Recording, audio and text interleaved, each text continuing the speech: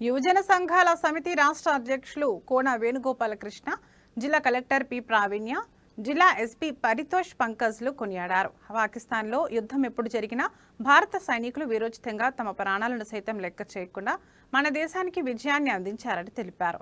సైనికులంతా భారత మాత ముద్దు బిడ్డలుగా ఈ దేశానికి గర్వకారణమని, పహల్గామ్ ఉగ్రదాడి తర్వాత పాకిస్తాన్కి, ప్రపంచానికి భారతదేశ సైనిక సత్తా తెలుస్తుందని అన్నారు.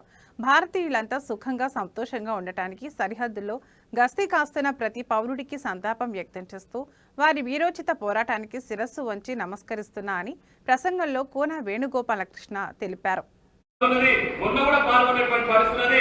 ఎన్నిసార్లు పాల్గొన్నా ఎన్ని చేసినా గానీ మా దేశం మటుకు భారతదేశంలో సైనికులు 15,53,300 మంది సైనికులు, వాళ్ళందరూ కూడా మనకు ఒక్క తల్లి ఉంటే ఆ సైనికులకు ఇద్దరు తల్లు, ఒకలేమో జన్మనిచ్చిన తల్లి, ఇంకోలేమో భారత మాత అనేటువంటి విషయాన్ని కూడా చెప్పినటువంటి గొప్ప చరిత్రటువంటి దేశం మన భారతదేశం. భారత మాతకు అప్పచెప్పి నా ప్రాణాలు కూడా భారత మాత పాదాల దగ్గర పెట్టినటువంటి నిజంగా చెప్తున్న సైనికులు, నేనైతే దేవుళ్ళని చూడాలి కానీ దేవుళ్ళ యొక్క ప్రతిరూపాలు మన సైనికులు, వాళ్ళని గౌరవిస్తాం, వాళ్ళని పూజించాలనేటువంటి కార్యక్రమం విషయాన్ని కూడా మరొకసారి మీకు మన హృదయపూర్వకంగా తెలియజేస్తున్నాం.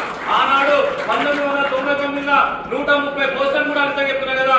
ఆనాడు పాకిస్తాన్ సంబంధించిన వాళ్ళు కార్గిల్ జిల్లాలో 130 పోస్టులు కూడా కబ్జా చేసుకున్నటువంటి పరిస్థితి ఉంటే, అదే కాశీ నామ్ అనేటువంటి ఒక యువకుడు, గొర్రె కాశీ యువకుడు ఆనాడు అక్కడ ఉన్నటువంటి